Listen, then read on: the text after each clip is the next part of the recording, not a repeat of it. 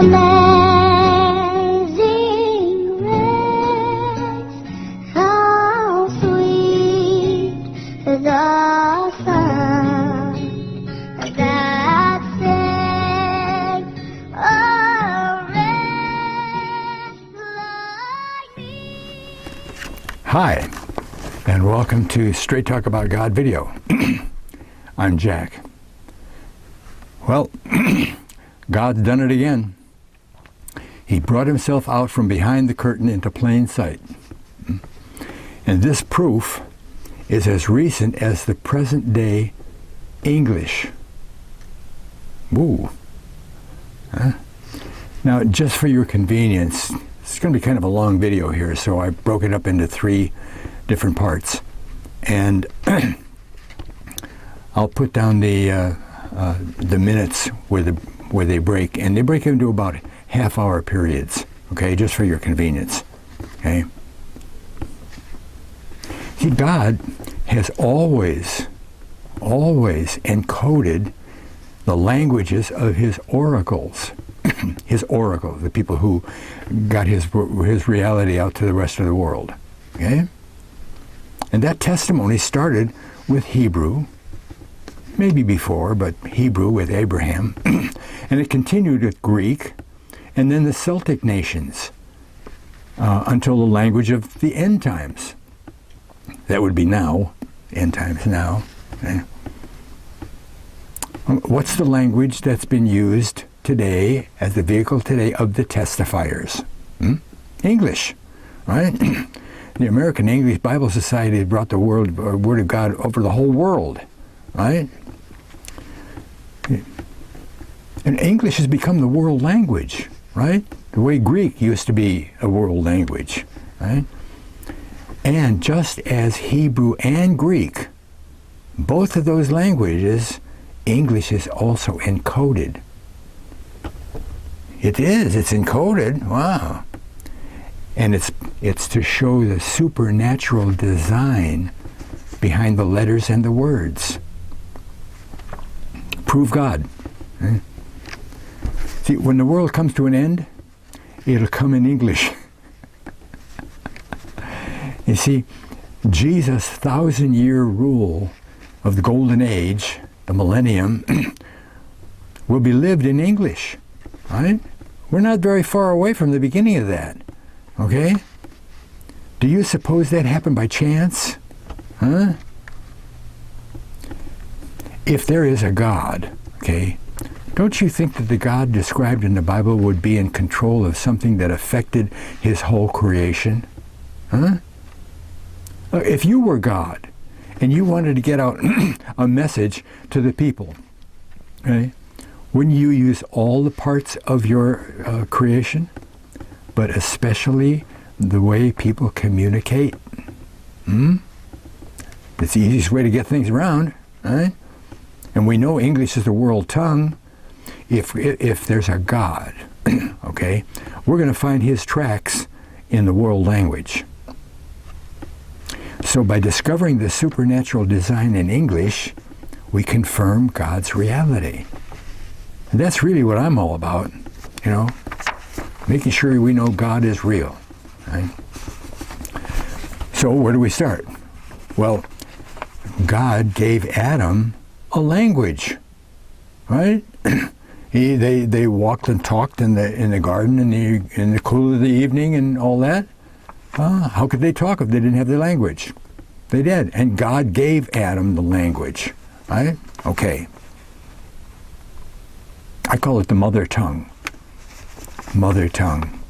because all the other languages came out of that. We'll see that in detail in a little while, okay? It's something that we aren't taught in Bible study class is the history of language. Well, maybe somebody will teach that, but I've never heard it. The history of language, okay? What language did the world speak before the flood? Well, we might not know a name for the language, but we know that they all spoke the same one, the same language, okay? Well, Adam taught his family the language that God gave him, right? Okay? It was the only language around at the time. And for some 900 years plus, that same language was passed down through all of the biblical patriarchs, ending with Noah. Right? They all spake Adamese, is what I call it. Adamese, right? And then the flood came along and wiped out everything that took breath. Everything that could breathe was killed. The trees didn't have to be recreated or anything, did they? No. Huh? Everything that took breath. Okay? What civilization, what language did that civilization, after the flood, what language did they speak? Huh? Well, it had to be Adamese, didn't it? It was the only language that came through the flood with Noah, right? There weren't extra languages, and we know later on that they all spoke the same language, okay? All of Ham's kids spoke Adamese. Ham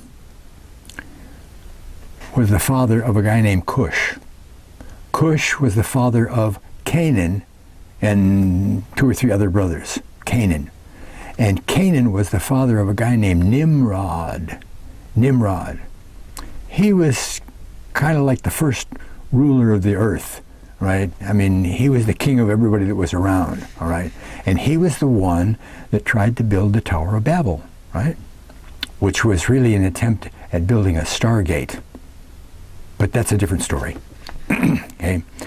Didn't Nimrod and all his grandparents and his cousins and brothers and everybody from the other 2 tribes, the other 2 sons of Shem and Japheth, all of those people, they all spoke Adamese, didn't they?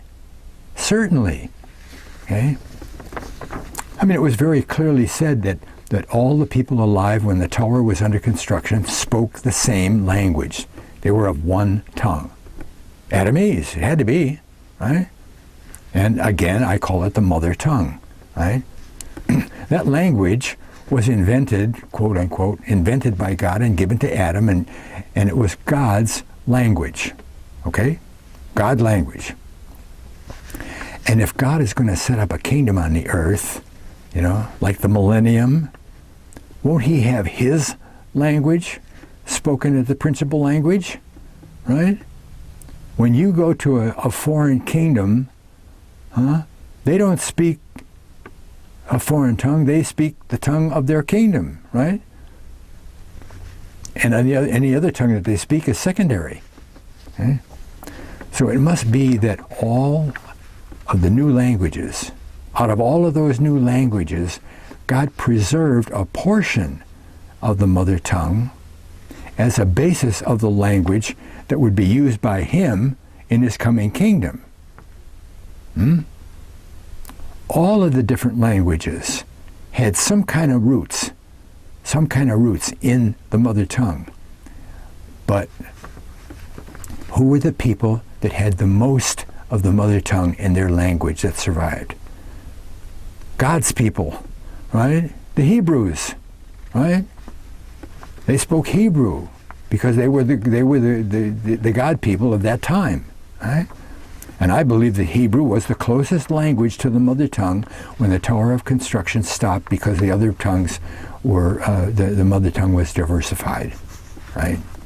Bits and pieces went every place, but Hebrew had the most, okay? And that's easy to see. We'll see that. E. Raymond Capt writes a book called Missing Links Found in Assyrian Tablets.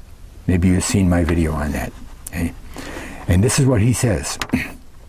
He says, new discoveries, together with runic inscriptions, and runic is Germanic Scythian writings, runic inscriptions. New discoveries together with runic inscriptions have altered our way of thinking that America was unknown to the old world before the Celts and the Vikings and the Norsemen. Okay? Hey, we didn't. There weren't any people over there. You know, no civilization over there. Where? Oh, where's that? Not anymore, right? The Celtic languages still exist. Celtic languages, right? Today, 4 Celtic dialects are spoken in Britain. In Britain.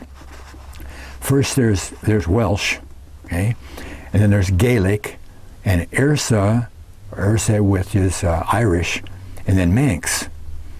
Welsh is the official language in the for the religion in Welsh, and it's also the official language of the Welsh Nationalist Party.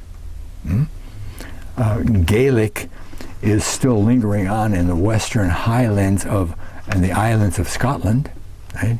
And then Airsa, or Irish, is the official government language of Ireland, right?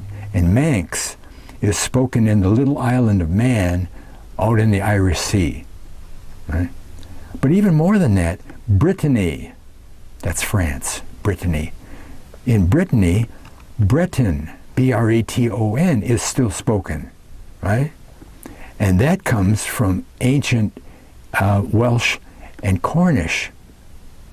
And it was translated back out of England, Britain, in 500, in the 5th century A.D., transferred from Britain over into France, right? All the same stuff, right?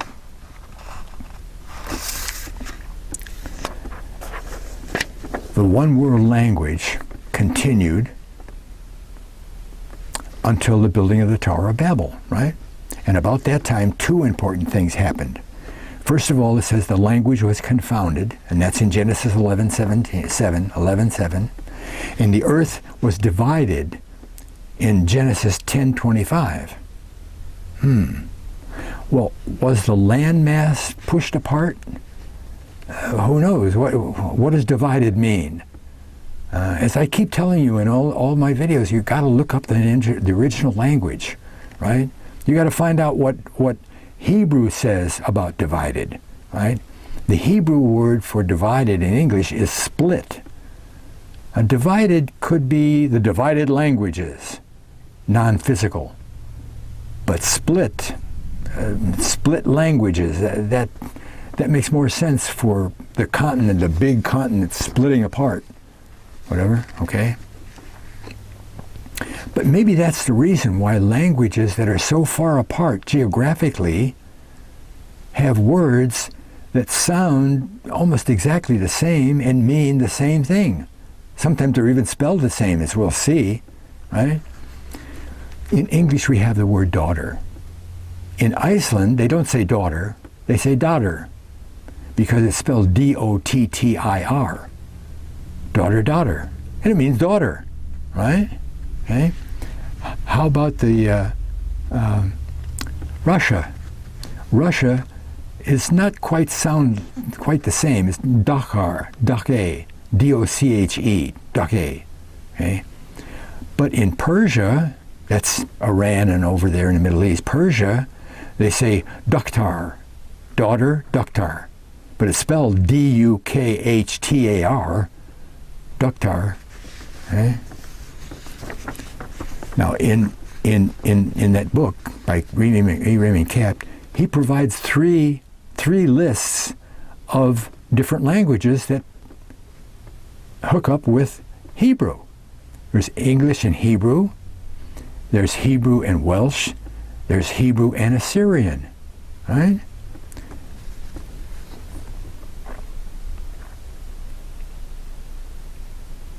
So, that's why I think that it appears that when the languages were confused, it was just enough to stop the building of the tower, make it impossible because they couldn't understand that much about it. But every one of those languages contained bits and pieces of the mother tongue. It's just that Hebrew got the most, right? Okay. Now here's an example from Capt again. He says this: while Greek and Latin words have contributed to the English language, over 75%, that's a lot.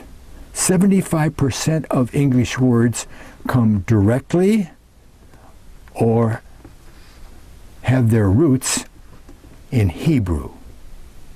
English comes out of Hebrew. Whoa. And then he lists 107 words of Hebrew and English that sound and are the same meaning, right? Mellow in English, M-E-L-L-O, is said mellow in Hebrew, but it's M-E-L-O. Okay? Different spelling. Same sound. If you're speaking either language, it means the same thing, right? Room is R-U-M in Hebrew, R-O-O-M, and it means enlarge, make tall, room, right? Dumb is dam in Hebrew, in Hebrew, right? D-A-H-M instead of D-U-M-B. And it means silent, dumb, silent, okay? How about the word no? No in English is no in Hebrew. And it's spelled exactly the same. It's just two letters. And it means say no, right? Then there's oath, O-A-T-H. In Hebrew, it's no A in there. It's just O-T-H. It means the same thing. And then there's pen and pen, P-E-N, P-E-N, means a pig pen, sheep pen, whatever, okay? Now he's got a list of Hebrew to Welsh. Hebrew to Welsh. 49 words there. Here's just a few of them. Bara and bara.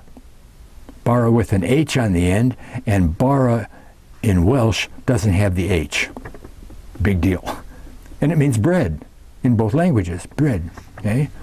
Gamel, or gamel, or camel in Welsh. And it means the animal, gamel, camel, okay? Then there's a collar on your shirt. In Hebrew, it's K-O-L-A-R. In Welsh, it's C-O-L-E-R. But it sounds the same, and it means the same. Hebrew, D-A-K-E-R, daker. In Welsh, it's D-A-G-R, dagger. Daker, dagger. And it's a dagger, right? His third list is from Hebrew to Assyrian. And that would be like the Persia thing, Assyrian. And they're just as close. Here's two words that are spelled exactly the same. NASA and NASA, N-A-S-A. NASA. Now, not NASA, even though NASA means lift, lift off, right? Okay? Then we've got Cana and Cana. Q-U-A-N-E-H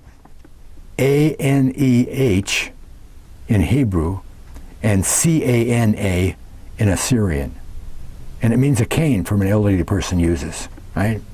Then there's a word for rabble. Hebrew is Rabbah, R-A-B-A-H, and in Assyrian there's an E after the R, so it's Re-Abba. Okay?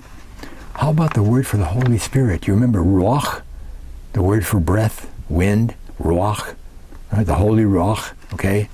Ruka, or Ruku, Ruku in Assyrian, R-U-K-K-U. It means wind.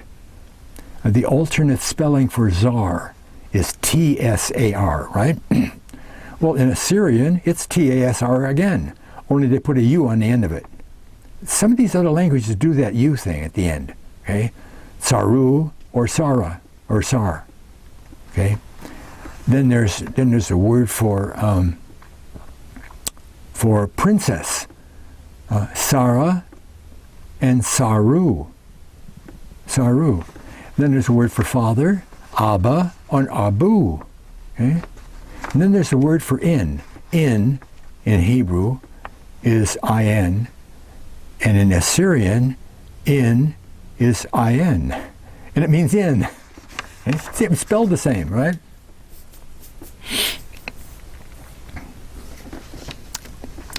What?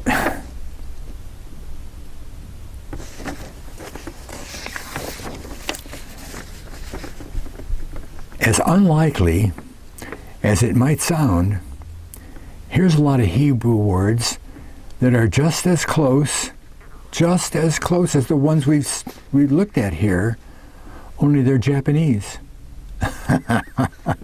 Japanese? How did Japanese?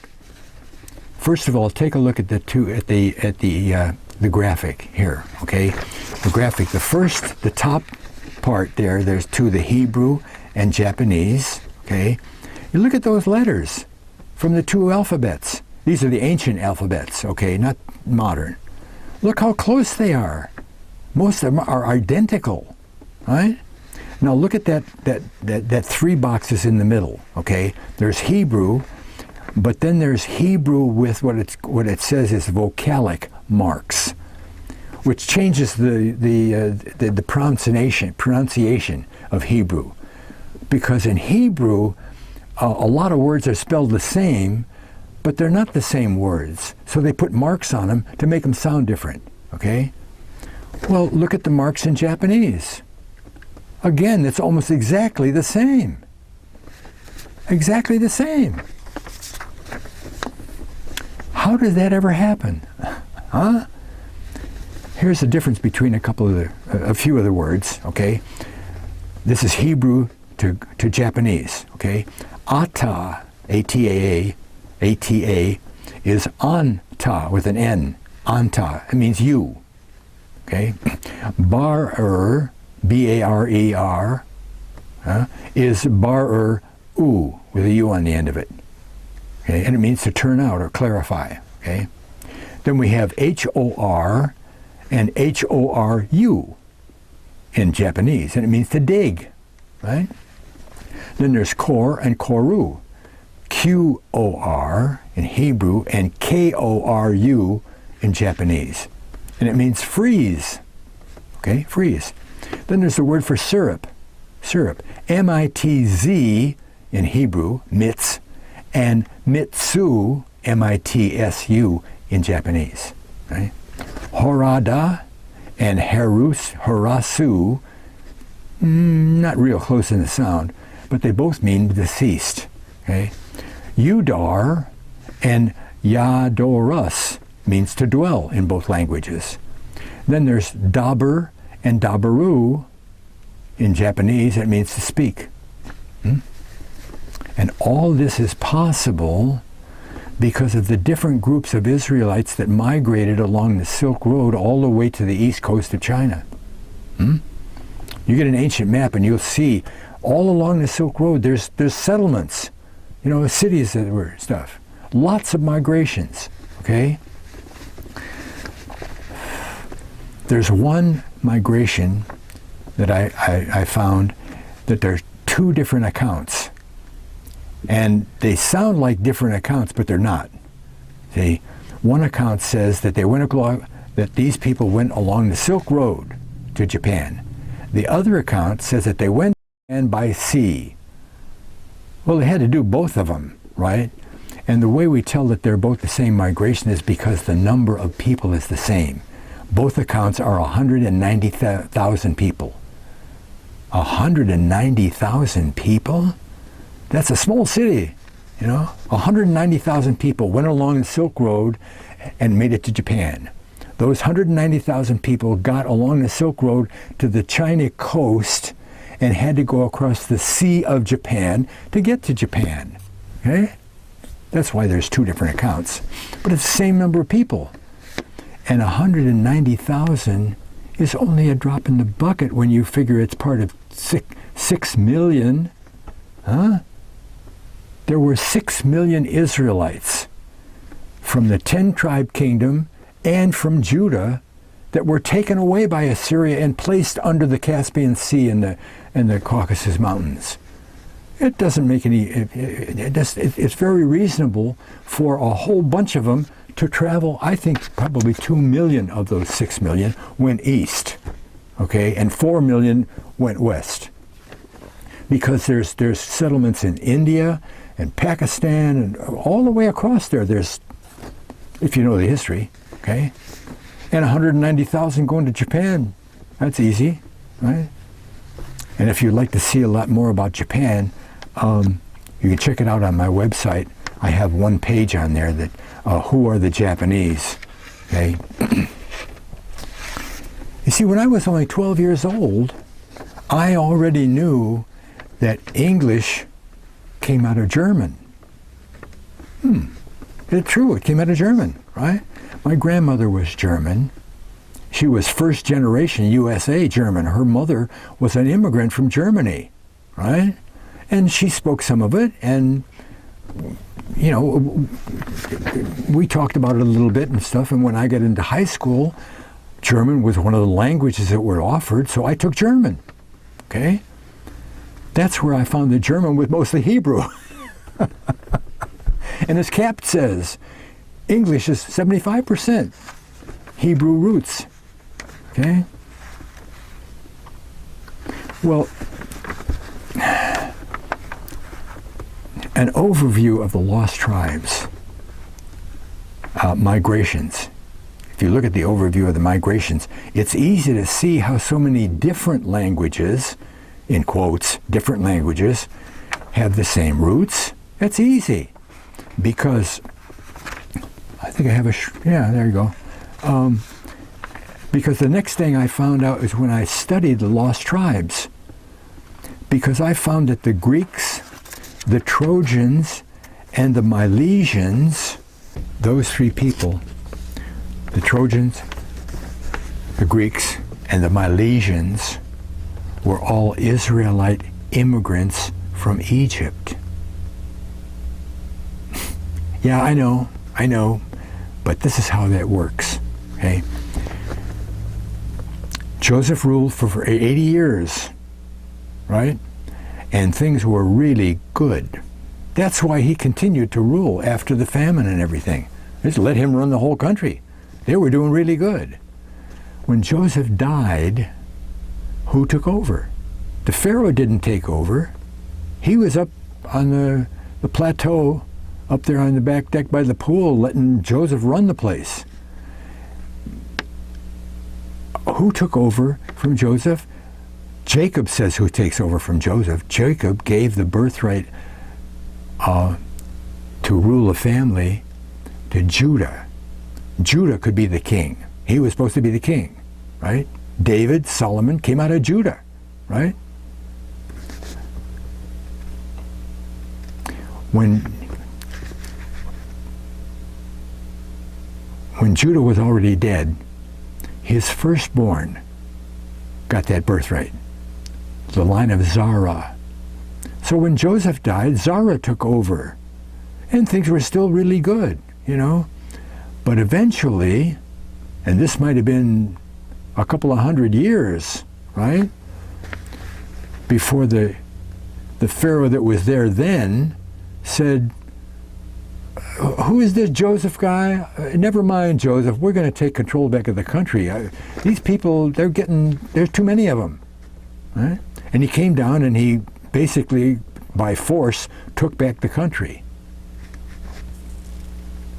And that was only about 150 years before the Exodus with Moses. Huh? All of the time up until then, Israelites were ruling. Zara was ruling.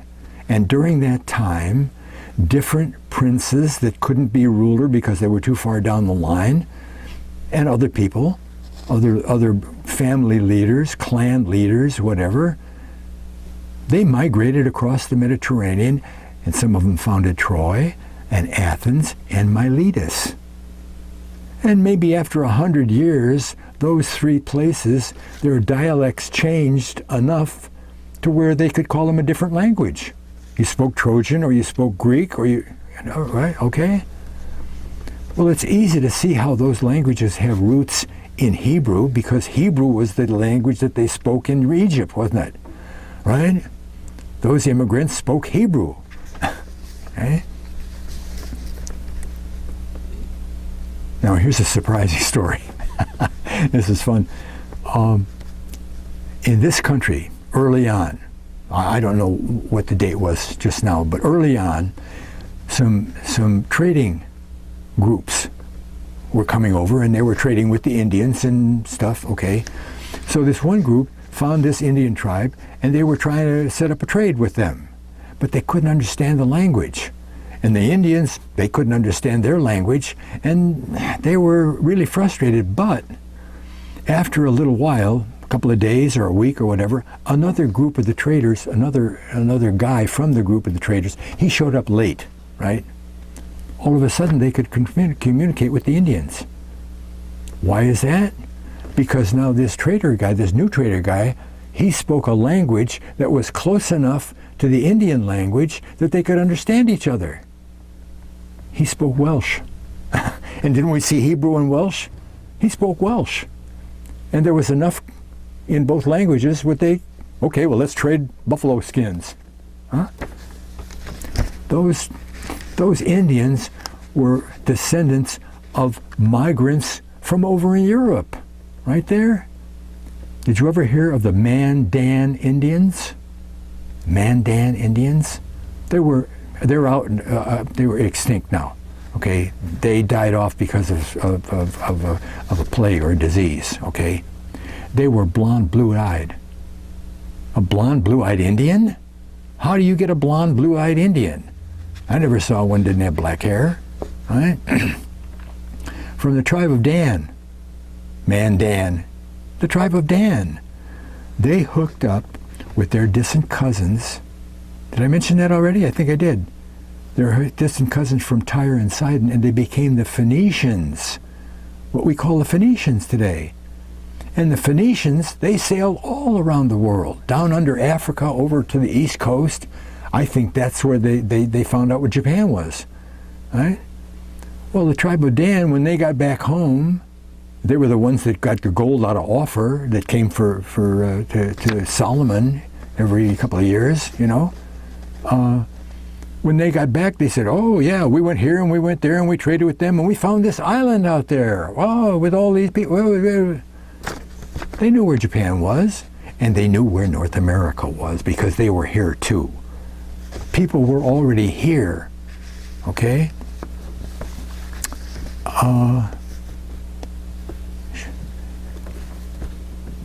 Here's a couple of examples of people here before Columbus or Leif Erikson or whatever, centuries before. Okay? There's a town in Wyoming called Moneta, Wyoming. Moneta comes from the word money, because it was kind of established as a trading post, and then it grew from there. Nowadays, it's probably a tourist attraction. You know, see the ancient trading post of whatever. Well, the sign, whatever form that took, the sign said, quote, First Iberia Bank, no usury. No usury. Does that sound familiar, you Bible readers? God repeats himself many times to the Israelites and says, don't you dare charge interest to your brother Israelites. No usury. The whole world does usury. Nobody just lends something and doesn't ask for something in return, you know, on a business agreement. And yet this trading post said, no usury. We'll lend you money, but no usury. It'll be okay. Just give it back. Well, oh, that's a coincidence. So maybe you're a coincidence theorist, right? We're going to chip away at that coincidence theory in a couple of minutes. Iberia tells another story that connects up with Israel.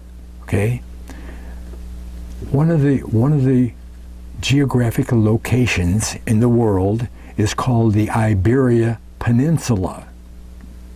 Ever hear of that? Iberia Peninsula? That's Spain. That big square thing about Spain, and it's surrounded by water.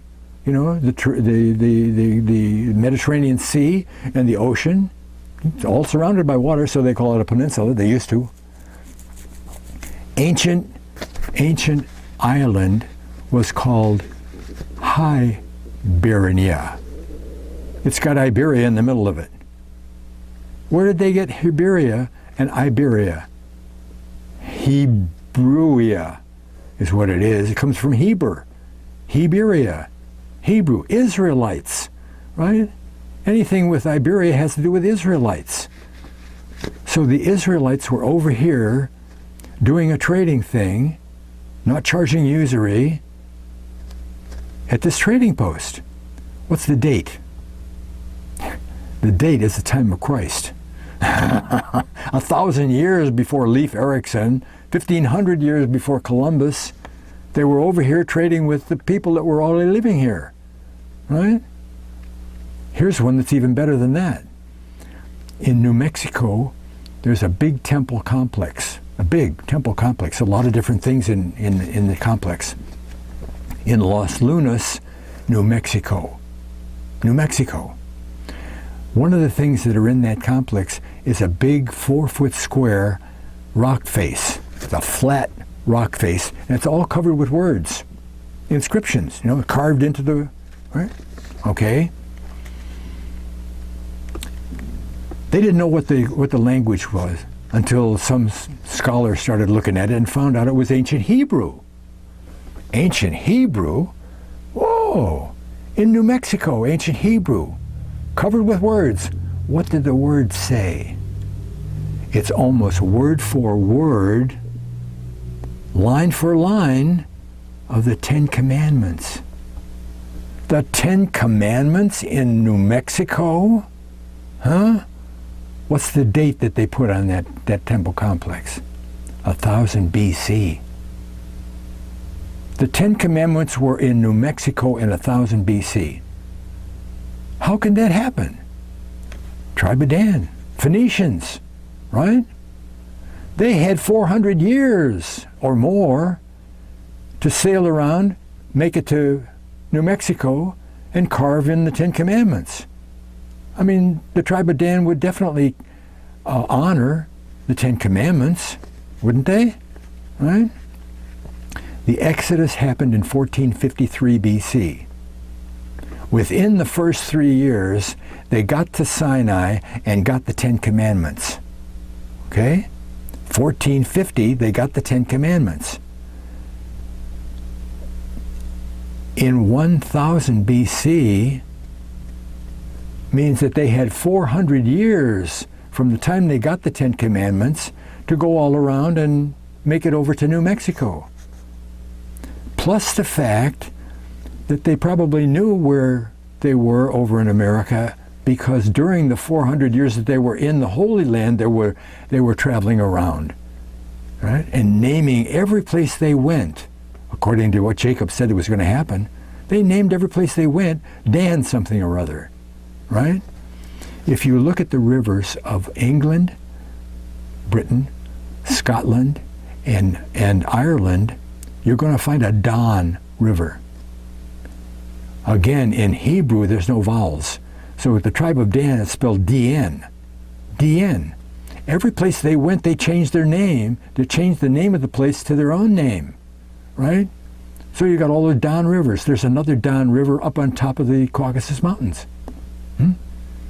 The Danube River. Sardinia. Huh? Okay. That's how that rock face got there, right? 1,000 years before Christ. And soon, for another 1,000 years, the millennium, that's going to progress just a teeny little way back into the pure language, right? The pure language of God.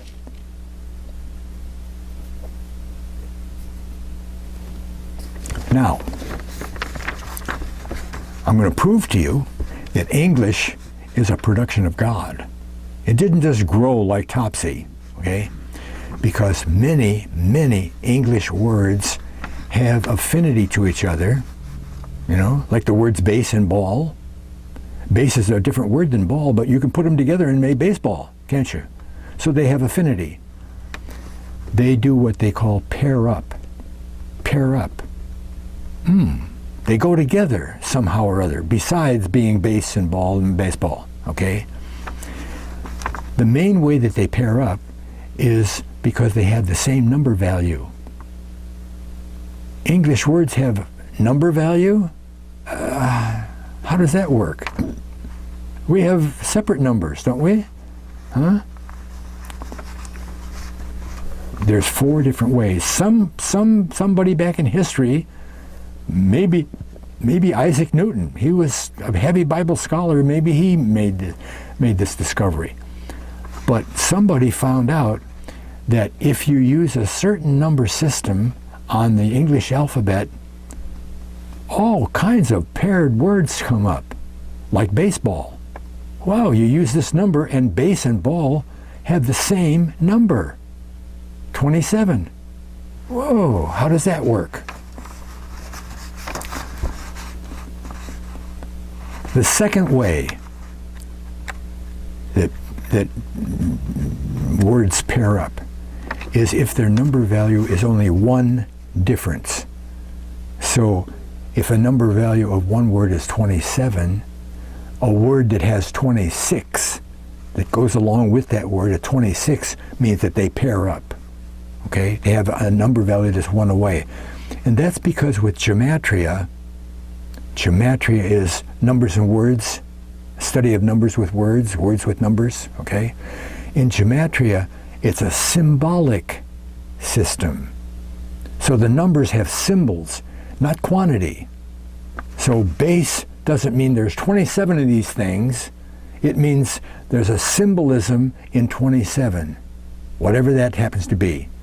And that symbolism is big enough to where it spills over on the number before and the number after the main number. So 26 and 27 go together. 27 and 28 go together. 26 and 28 don't go together, but 1 away does. So the same, 1 away, and then because it's symbolism of the numbers, you can add 100 or 500 to the number. And it's still the same thing, they still pair up. So a number that is 27, a word that's 27 pairs up with a number of 127 or even 527, okay? Because only the 27 has a symbol. Okay, that's the third way, 100 away. The fourth way is reverse. 27 and 72 pair up. Okay? We're going to do a lot of that. We have to understand that to begin with. Is it possible that modern English, human speech, has arrived back at the starting point? I think so. I know so. I mean, you can't argue with it. You know, it's the evidence is too big, right? Maybe we have all the old same sounds and number values, but our numbers and values are separated. I mean, our numbers and letters are separated, and they have different looks at them, and I don't know. Can it be that all of the correct words of the language are flowing back into, excuse me, got these pages out of line again, okay? All the numbers are flowing back into the original language, modern English, huh?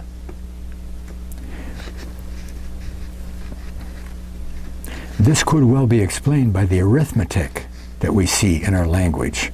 Now I say arithmetic because there's a guy named Don Kistler, K-I-S-T-L-E-R, who wrote a book called The Arithmetic of God.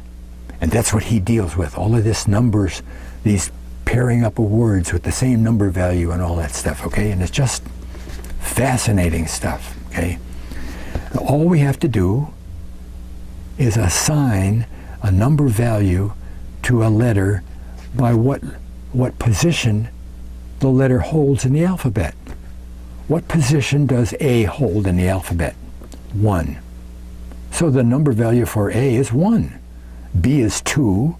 26 is Z. Simple, right? Did you ever use that code in grammar school? When you write out a code message and it's all numbers and you give it to your friend and he discodes the number by the alphabet letter. I did that. That's pretty common, you know. Well, now we're going to get into a lot of pairing up numbers.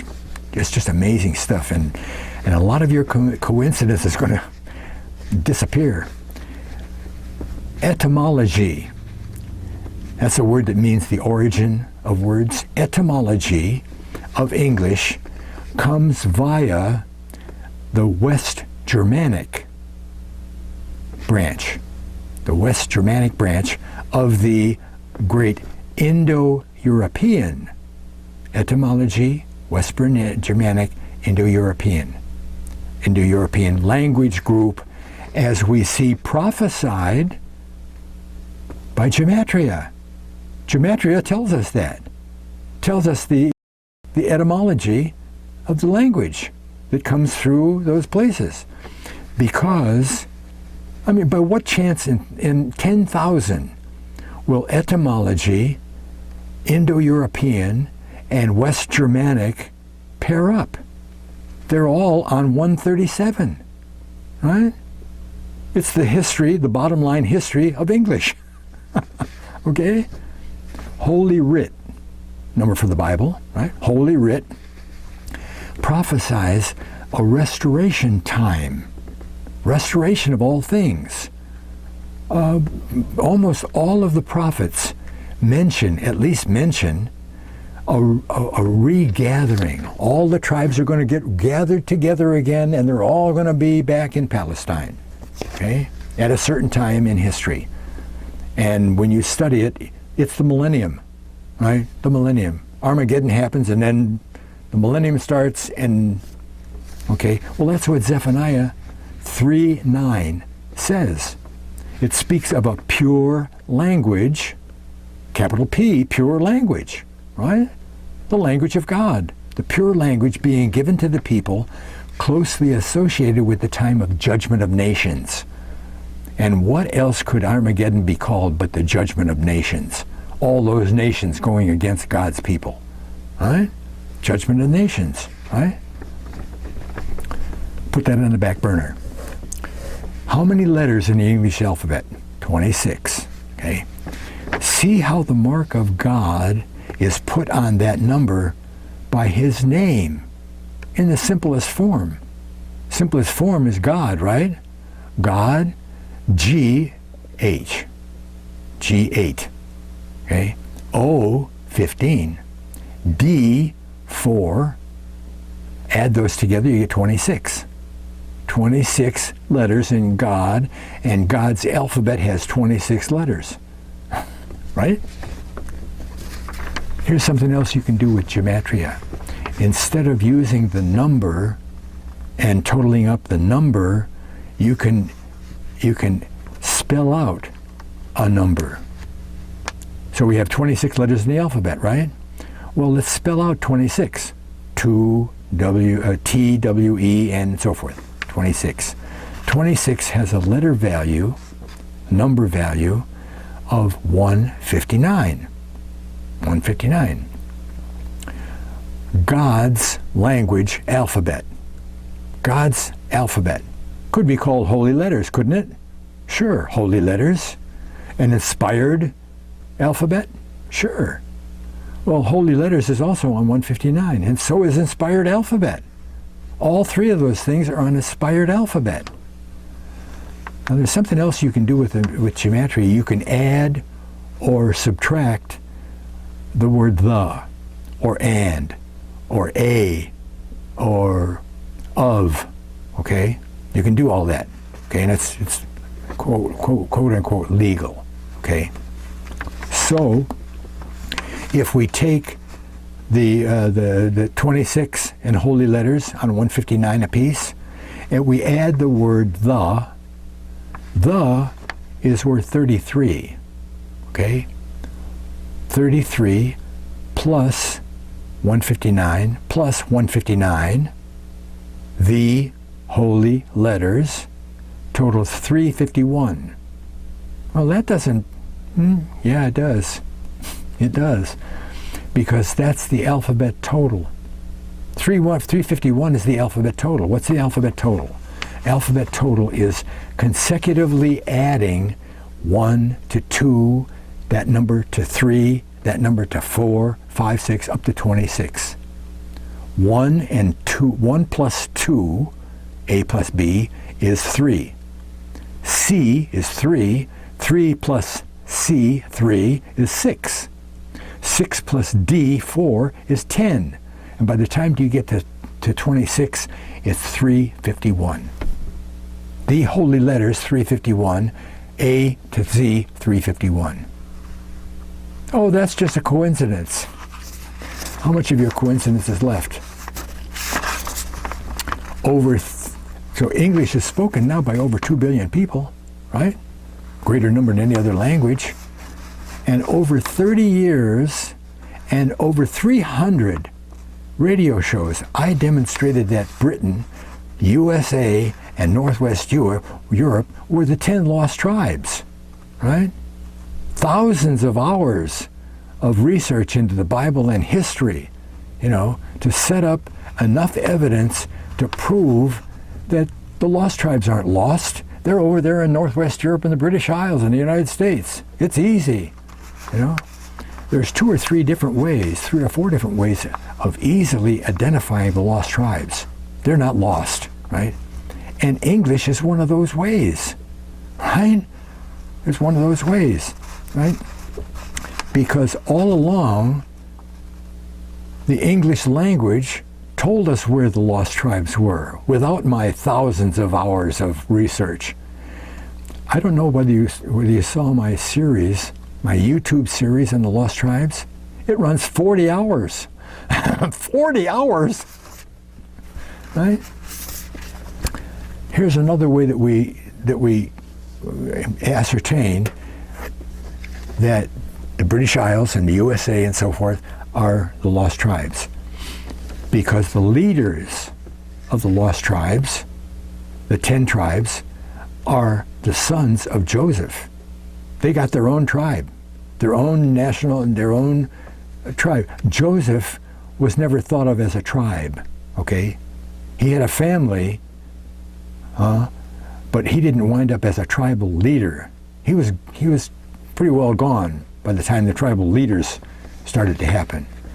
But before Jacob died, he passed out the birthright and a lot of blessings, right? And Joseph's 2 sons, Manasseh was the firstborn. And usually firstborn gets twice as much as everybody else, right? Manasseh's firstborn, and Ephraim, whatever you want to pronounce that, is the younger brother, okay? And the whole story is the bottom line is with those 2 brothers, okay? And while the identity of the lost tribes became lost to the world, the Old Testament prophets, and particularly Isaiah, they give pages of prophecy regarding the future of God's people, the 10 tribes, right? All kinds of stuff, okay? But in some of the accounts of the lost tribes, the house of Israel, there's some strange language involved in there, okay? Isaiah. Now, before I tell you about that, Isaiah lived and prophesied at the same time as the 10 tribes of Israel were their own nation in the Holy Land. They still lived there. Isaiah was living at the same time they were there. They hadn't been taken away yet. Well, he's going to prophesy like other ones, like Hosea, prophesied against them while they were still there. This is going to happen to you. In some of the prophecies, Isaiah relates to them what God says. Okay? And in Isaiah 49:1, he uses some strange language to the house of Israel. He says, "Listen unto me," God talking, "listen unto me, O isles." Isles? There aren't any isles in Palestine. There's no islands in the middle of the Sea of Galilee or the Dead Sea. How come he's calling the 10 tribes isles? Huh? Because they're Britain. Okay? Not only that, Jeremiah does the same thing, right? Again, Jeremiah prophesies the gathering of all the tribes, the gathering back into Palestine, right? Well, but he qualifies Isaiah, because when he talks about it in Jeremiah 31:10, he talks about the gathering, but he's talking to them, the house of Israel, and he says, they're going to gather you, quote, declare it. God says, Jeremiah, say this, declare it, the gathering, declare it in the isles afar off. Afar off. That leaves Crete and Cyprus out of the picture. Everybody knows where Crete and Cyprus are. There's a short boat ride from Israel, you know. Afar off is not a short boat ride, okay? But the British Isles are far off, aren't they? Yeah, okay? He says that, and again in Isaiah, in chapter 41, verse 1, God talking again, he says to the house of Israel, the 10 tribes, he says, quote, keep silence before me, O islands. No, it's not isles, it's islands. Islands. And let the people renew their strength. There's another clue.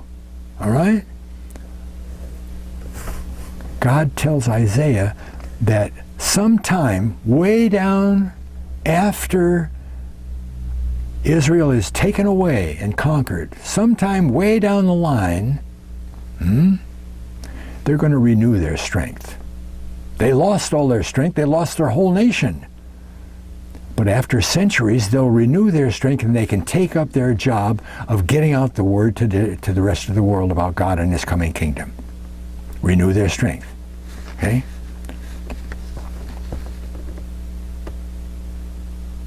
I mean, isn't it likely that the word isles and islands acts as a clue to where the lost tribes are? Right? There's a lot of different ways you can find the lost tribes without going through all that research, right? Could the Isles be the British Isles? Okay. I won't go to the history here. But I've got, 10 or 12 pages on the lost tribes, of all kinds of stuff in there, all their migrations and everything. But we're talking about pairing words that are in this kind of description here. So they got the word isles, right? Isles. And they're talking to Israel as though they're the isles. Well, it just so happens that isles is 64 in English, 64. But so is Israel. The isles are Israel, 64, okay? Who are the people of Britain? They're of what people? British of Israel. Of Israel is 85, and so is British. Right? Also in Jeremiah talks about God divorcing Israel. See, God figured that Israel and Judah, the two nations, were his wives. And before they split into two nations, he considered the 12 tribe, one nation under David, as his wife. Okay? After they split, Israel, the 10 tribes, spent 200 years solidly idol worshiping. Idol worshiping. God got fed up and he divorced them. In Jeremiah, he divorced them, right?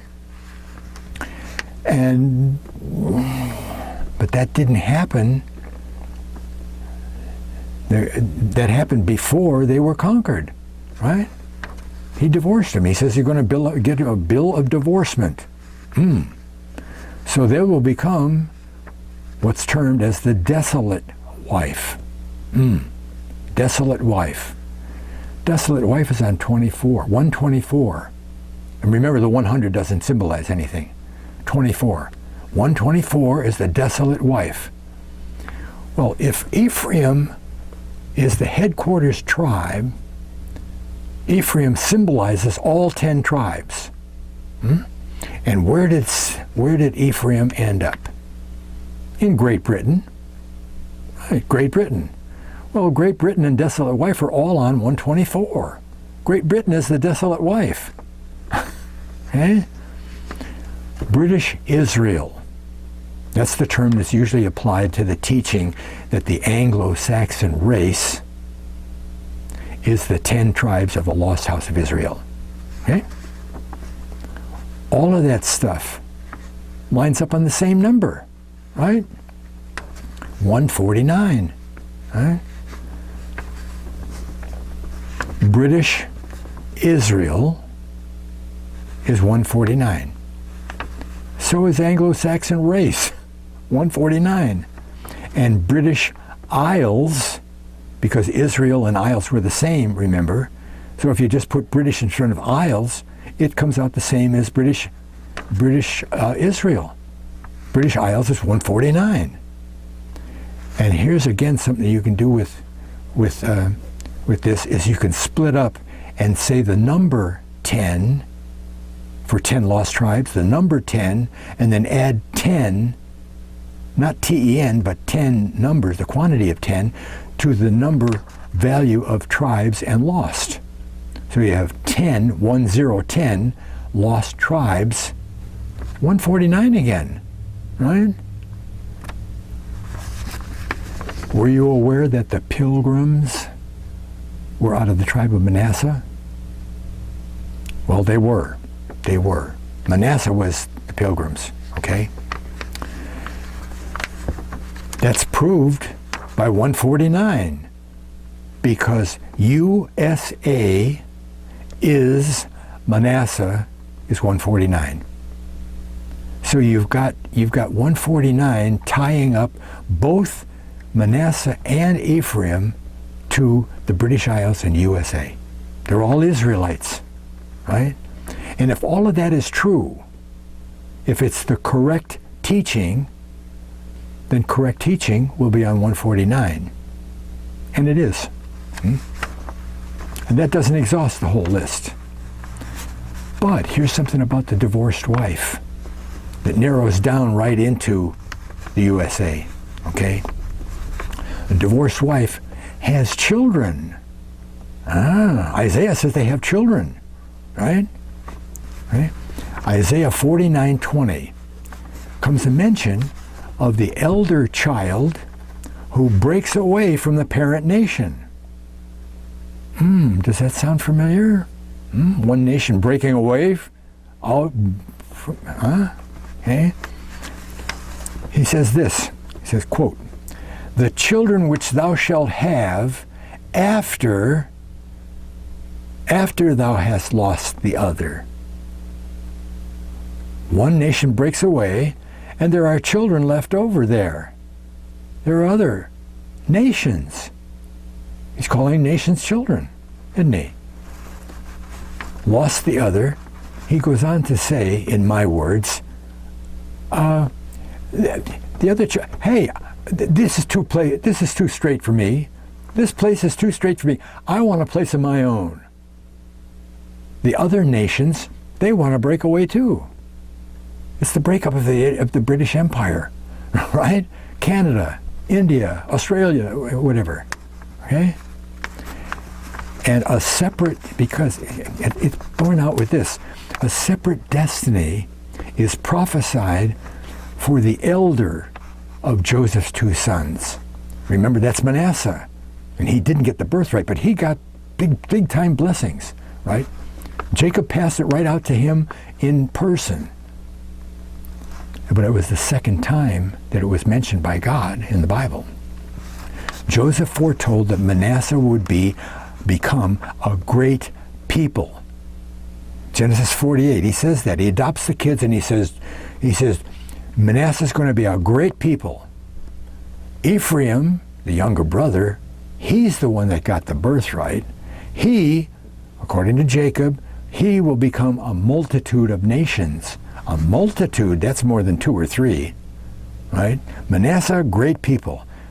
Ephraim, I almost said the wrong thing. Multitude of nations. But long before that, God passed down the birthright from Isaac to Jacob. And what did he say when he passed that birthright to Jacob? He says, you will be the father. This is before Joseph was ever born. You will be the father of a nation and a company of nations. That multitude is a company, a world empire. Huh? Do you believe it yet? Oh.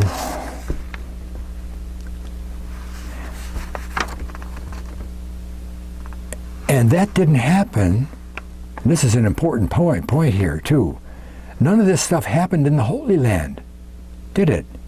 Ephraim didn't become a world empire in the Holy Land. You know, they were the head tribe, the nobility of the 10 tribes.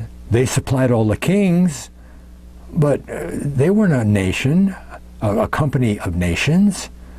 And Manasseh was just a tribe. They weren't a great nation. Somewhere way down the line, turned out to be 2,500 years later, then they were a company of nations, a world empire, the greatest nation, USA. Okay? Didn't happen in there. But that's vividly fulfilled when we recognize that Manasseh is a great people of the USA and Ephraim is the company of nations, world empire, right? Britain. Huh?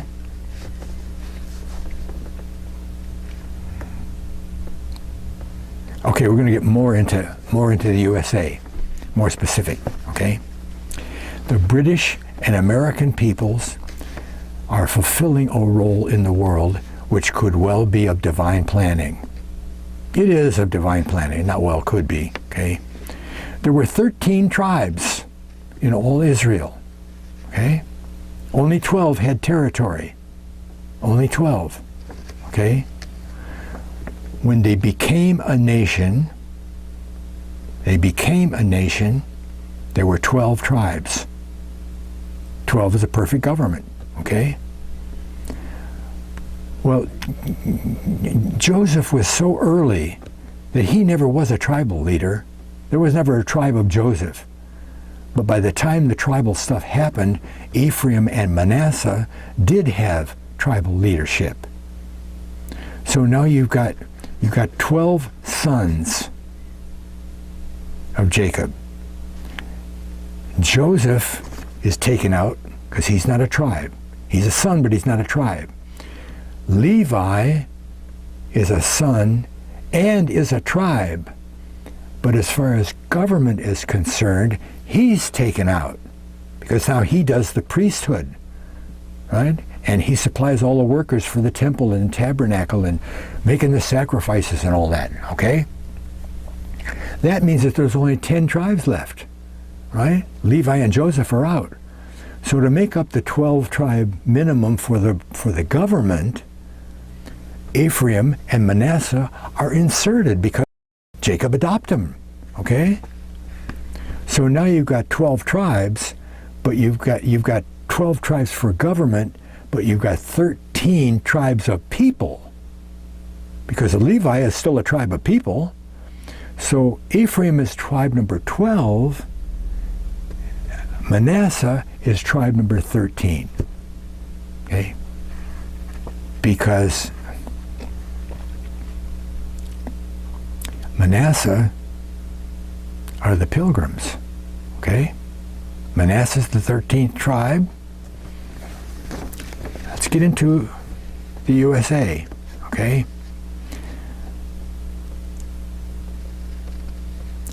Probably for the reason Manasseh was made 13, probably for the reason of prophetic recognition, eventual prophetic recognition. They were made the 13th tribe. In other words, way down the line someplace, they're going to be recognized as the 13th tribe by the fact of the number 13 being so intensely connected to that particular nation. There's all kinds of 13s for the USA, right? We start out by letting Don Kistler tell about the words lost and other. The lost, the other one, lost and other are the same word value, 66 word value. So whichever word you put with the word child, other child or lost child, it all makes the same thing, right? The total is 102. Lost child is 102. Other child is 102. 102. So what? How many people were on the Mayflower? How many pilgrims were there? 102. 102. And this is a double confirmation because there were 78 men, 74 men, and 28 women. 102.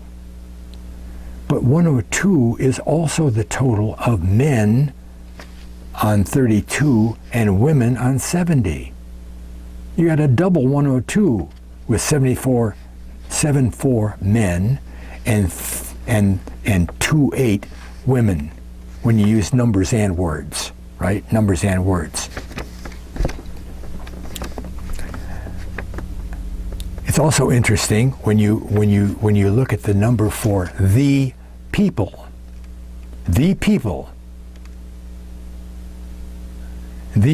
Puritans, okay? It's all 102 again, 102. So the people, when you mix them up, it's the 102 people equals 204. The same as 74 men and 28 women is 204, right? The other name for the pilgrims is Puritans, isn't it? The Puritans, yeah. Puritans, they sailed in a boat. The Manasseh people, Puritans, sailed in a boat across the Atlantic Ocean. Puritans sailed the Atlantic Ocean in a boat called the Mayflower. Puritans, Atlantic Ocean, and Mayflower are all on the same number. The same number, 118. But so is Manasseh. Remember, Manasseh is 80, and boat happens to be, what was it? Boat is on 38. 80 and 38 is again 118. The Manasseh boat, 118, called the Mayflower, 118, sailed the Atlantic Ocean on 118, filled up with people called the Puritans, 118. It's a bottom line story of the establishment of the United States. They weren't a tobacco growing business or a cotton growing business. They came here to live and settle up, right? Settle down. Also, word placing suggests which word is going to be used in a particular story, okay? And in reference to breaking away of Manasseh from the homeland in England, Britain, the word secession is appropriate. Secession. They seceded from the British Empire, didn't they? 1776, yeah, break away. Secession is 108. 108. The 100 means nothing. Remember? 08. Okay? That makes a reverse pairing with Manasseh. Remember, Manasseh was 80. 08 and 80. That pairs up. Right? The breakaway nation of Manasseh broke away. 108, 80. When you add those words together, you get 180, and 08 is 188. 188. And 188 is very significantly found to be next to the man who greatly was involved in the establishment of the Manasseh nation. I wonder who that man could be. The tribe of Manasseh, 188. Secession, Manasseh, 188. 187, George Washington, the father of Manasseh nation, right? Done by numbers, right? Anything left of your coincidence? The full significance of Manasseh, being the 13th tribe of Israel, is revealed when we see the theme of 13 breakaway states carried through the 13 stripes, excuse me, the 13 stars of the flag. And we have a very, very unique kind of flag, right? You look at a lot of flags around the world, and most of them, they're just three big lines of color. Sometimes they have an insignia or something like that, but that's all. Well, okay, that makes a lot of sense. There were 13 colonies. Well, what if in 1776 there were only 12 colonies? There would have been only 12? No.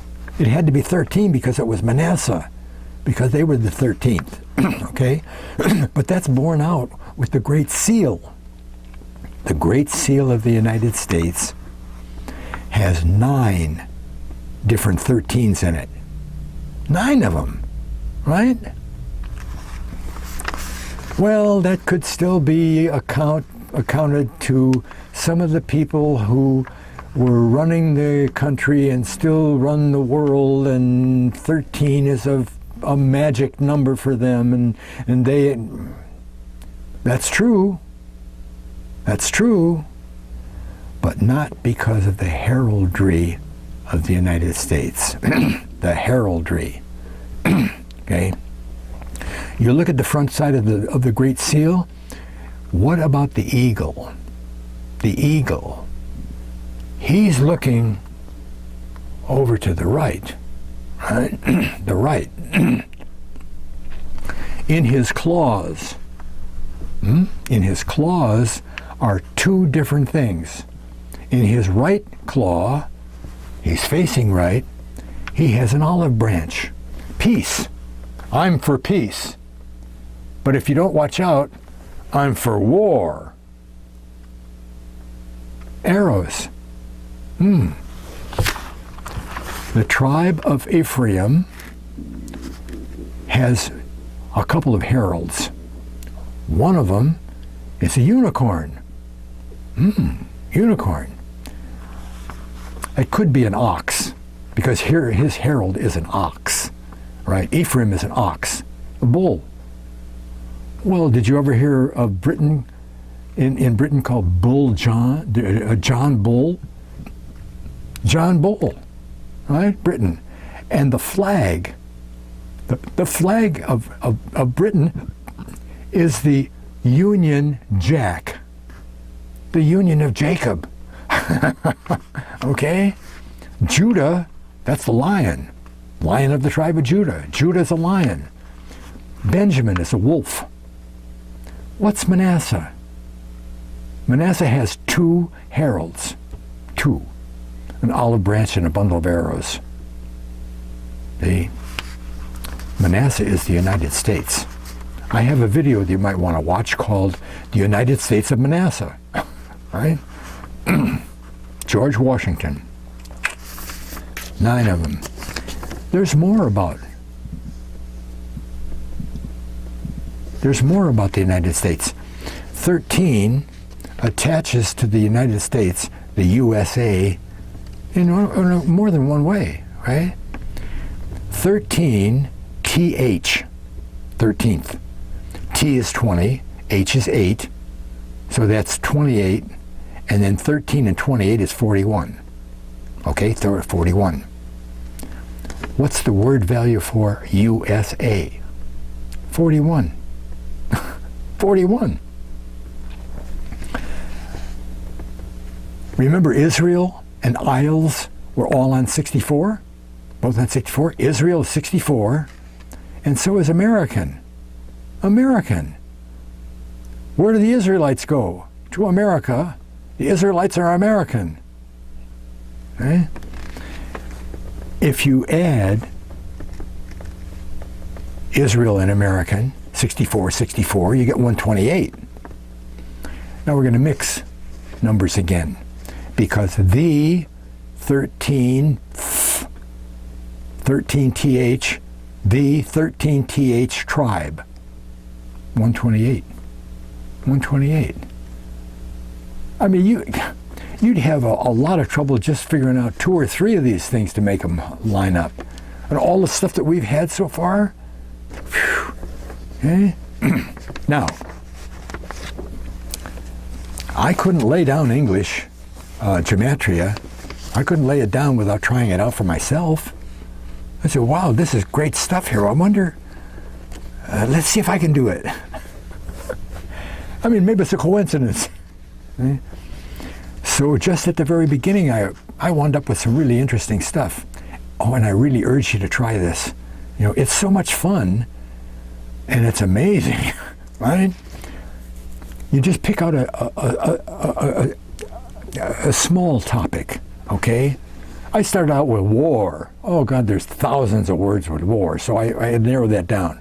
A small topic. And then just put down a list of 10 or 12 words, right, that are in that topic, just off the top of your head. You don't have to look up anything or do any research, you know. Pick out a topic, you know, and say library. Okay, all the words that we find in library, you know, books, volume, shelf. Okay. Well, when I started this out, I got to tell you one other thing before that is that it's legal in quotes, to use extra words or take away words, okay? Like if the word "the" is in a phrase, you can take it out and the rest of the phrase make that the total.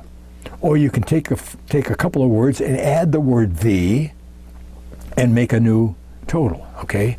And you can do that with, I did that with the word Mr., okay? M-I-S-T-E-R. Sometimes in the headlines in a newspaper it says M.R., right? Mr. is M.R., everybody knows that. And another one I did was president, only I spelled it P-R-E-S, period. But that's what you see in books and newspapers, you know. President is prez, okay? But when I started this thing, after Ward became too big, I said, space, that should be easy enough, because the Hubble telescope was just being refitted by they took the shuttle up there and the astronauts, and they were doing the refitting, whatever they were doing with it, okay? So I wrote down, and I got 12 words of space, okay? Space was one of them. Space, 44. Shuttle, 105. Hubble, 50. We're not pairing here. We're not pairing, we're just getting the word values. We'll pair later on. Telescope, 100. 148 is astronauts. Walk, moonwalk. Walk, 47. Moon, 57. Landing, 61. 134. Small, 57. Step, 69. Low, 50. And 102, gravity, low gravity. Here's the fun. Astronauts, 148. Space shuttle, 149. One away. 100 doesn't count. 49, 48, right? One away from 49 is 50, isn't it? Well, Hubble telescope is 150. 150. Hubble by itself is 50. Okay. 1 away from 150 is 151, isn't it? Well, the moon landing is 151, right? But so is one small step. The whole world was watching and knows. If you say 151 in front of 100 people, they're going to know exactly what you're talking about. One small step. Oh, that's Neil Armstrong, right? 1 away from one small step on 151 is low gravity on 152. Isn't it fun, right? Now, out of war, because they were way too big, I said, well, atom bomb. Oh, okay, atom bomb. I can know a few things about atom bomb. Who was the president when the atom bomb was happening? It was Harry Truman, right? Well, P-R-E-S, period, Harry Truman is 215. 15 is his symbol. 215. 15. He was the one in charge when we dropped the atom bomb. No, atomic bomb. The atomic bomb. The atomic bomb is 116.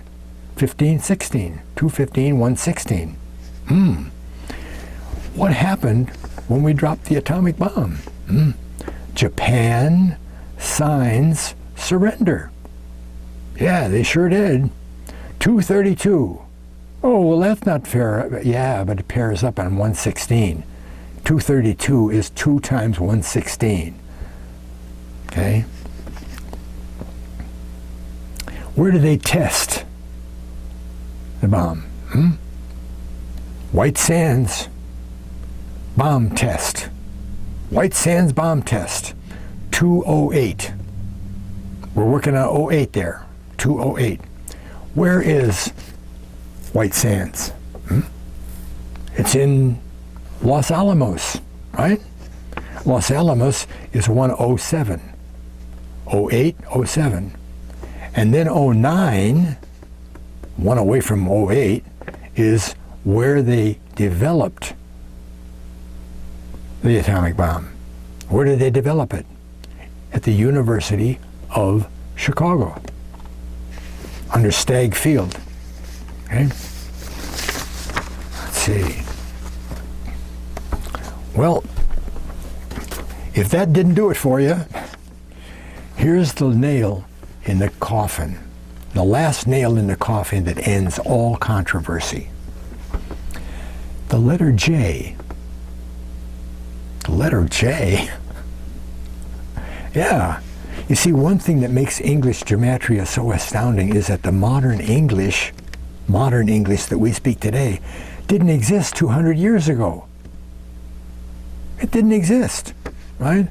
Out of the million words of the English language, hundreds of thousands of words were added after this country began. You know?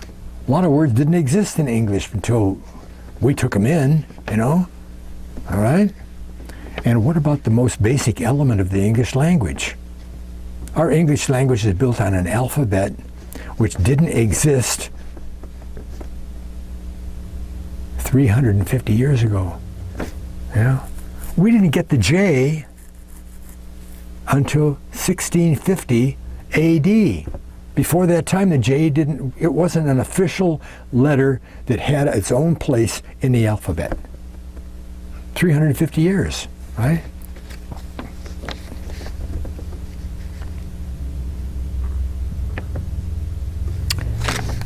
You see, it was at that stage, at 350 years ago, it was at that stage that our language became the vehicle of God's truth. Because hundreds of thousands of words now signed up,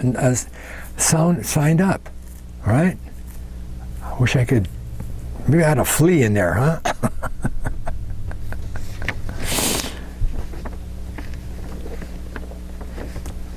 See, now I saw Roman numerals when I was in grammar school, right?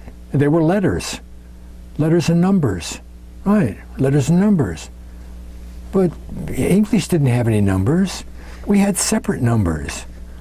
If English letters also had numbers, Why haven't I heard about that for the last 75 years? Huh? We don't have letters and numbers. Okay? But for a minute, we're going to pretend that they do. Okay? This is review. Okay? We're going to simply take the value of each letter by the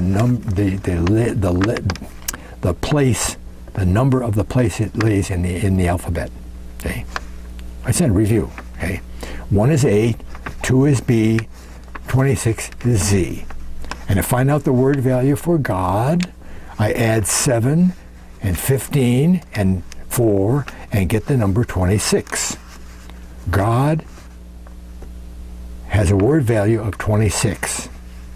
But that's only true for the last 350 years. 352 years ago, God only totaled 25. If you were doing this kind of thing, okay, 25. See, because the letter values changed.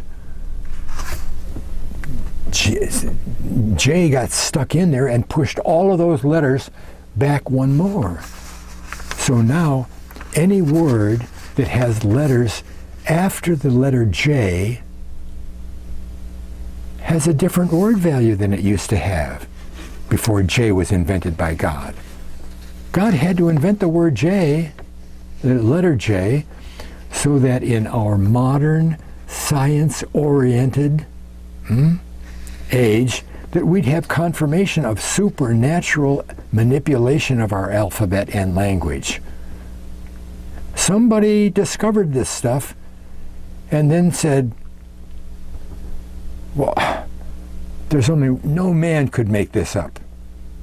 You can get a whole nation together and try to make up an alphabet that does this kind of stuff. You can't do it. You know, it's supernatural. People can't do it. It's a God thing, right? And introducing the thousands of words that pair up after J was added in there, they connect by their infinity, by their meaning, and by their number values, right? Man, Eden, you see how they relate, right? They have different values before the J was put in there. Today, they pair up on 28. Bible is 29. Doesn't get anywhere near Holy Writ on 124, right? What's the most important word in the English language? God. What's the second most important word? Messiah. Messiah, right? Well, Messiah and Jesus both have a number value of 74. And there's 3 or 4 other words in that same category, Savior and those Messiah-type words, right, are all on 74. Huh? Jesus didn't exist, right? Because there was no J, you know? Greek uses an I, Iesus, to get the same kind of sound that we get out of Jesus, right?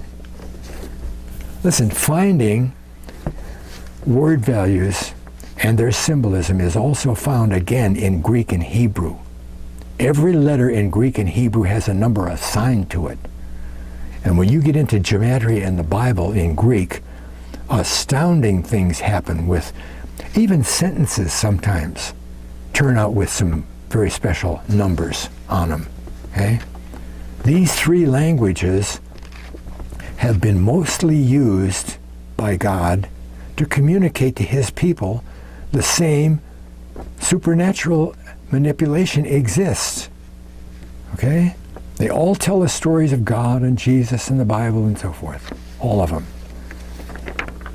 And I believe with 100% confidence that the world language of the millennium is going to be, you know, when Jesus is ruling in God's kingdom, it's going to be English. You know? 98% English with some more new words put in there. Okay? But the main takeaway from everything we did today is that God really is real. He really is real, right? He's the only explanation for what happened, right? Now, What are you going to do with that? Yeah. Think about that. What are you going to do with God being real? Huh? Thanks a lot for watching. God bless.